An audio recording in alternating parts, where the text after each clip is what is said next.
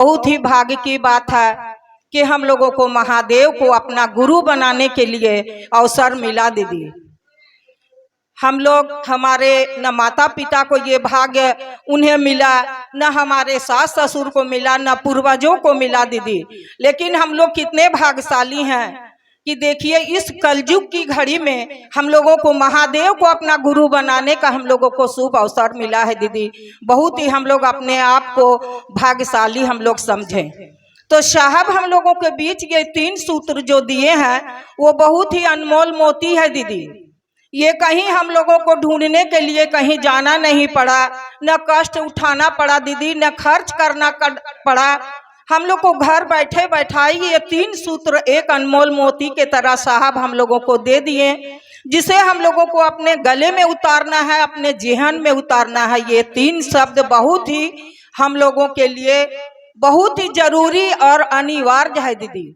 देखिए हम लोग जब 3 सूत्र जब से हम लोग उठाए हैं और महादेव की कार्य को कर रहे हैं और हम लोग जो आगे चल रहे हैं इनकी चर्चा के वो लेकर, तो हम लोगों का जीवन में कितना खुशहाल है दीदी। अभी भैया बोले कि जो शिव से जुड़े हैं वो कभी नहीं कह सकते हैं कि हमें कुछ लाभ नहीं हुआ है।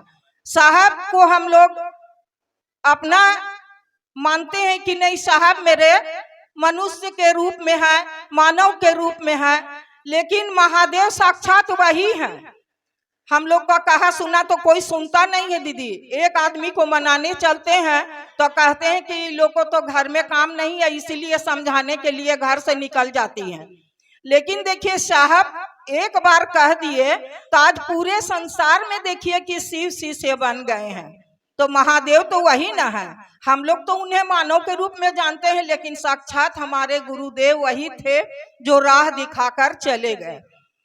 तो हम लोग कहते हैं, हम लोग को नजर में कह रहे हैं कि साहब चले गए, लेकिन वो साक्षात हम लोगों के बीच रहते हैं।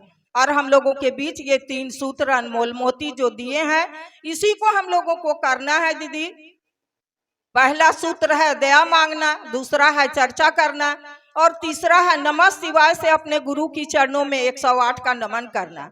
तो दया और नमन तो हम लोग अपने लिए कर लेते हैं दीदी, लेकिन मूल उद्देश्य हमारा साहब का जो है वो चर्चा है। चर्चा जितनी महादेव की प्रशंसा हम करेंगे, उनकी बखान करेंगे, उनकी बड़ाई करेंगे, उतनी महादेव हम पर दया बरसाएंगे दीदी और कृपा करेंगे। ऐसी बात नहीं है कि महादेव का कार्य कर रहे हैं तो दुख नहीं आता है, तकलीफ नहीं आता है। ये तो सब कुछ धूप छांव के तरह है दीदी, दुख और सुख होते रहता है। अगर दुख नहीं देंगे तो हम लोग उनको याद भी नहीं करेंगे। तो महादेव दुख देते हैं, उसी में हम लोग को सुख मिलता है, जो हम लोग गुरु को तुरंत याद कर लेते हैं कि हे महादेव ये कष्ट आप दिए हैं तो आप ही हरेंगे। तो हम लोग दुख को भी अपना बना लेते हैं दीदी। बहुत अच्छा हमारे साहब हम लोगों को बीच ये 3 मोती दिए हैं दीदी। या 3 सूत्र को हम लोग अपने पूरे ईमानदारी से करें। साहब तो हम लोगों को देकर चले गए, लेकिन हम लोग को करना है दीदी। साहब का कहा हुआ तो हम लोग इतना आदमी मान लिए, लेकिन हम लोग 2 आदमी को मनाने के लिए हम लोग के पास टाइम नहीं मिलता है दीदी।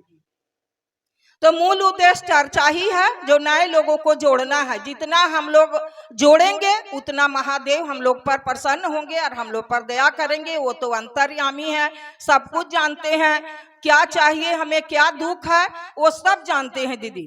तो साहब हमें वो 3 विधि दिए हैं, उसी को हम लोगों को करना है और नए लोगों को जोड़ने का हम लोग प्रयास करेंगे तो हम लोग आगे बढ़ेंगे दीदी। यही 3 सूत्र हम लोगों को करना है।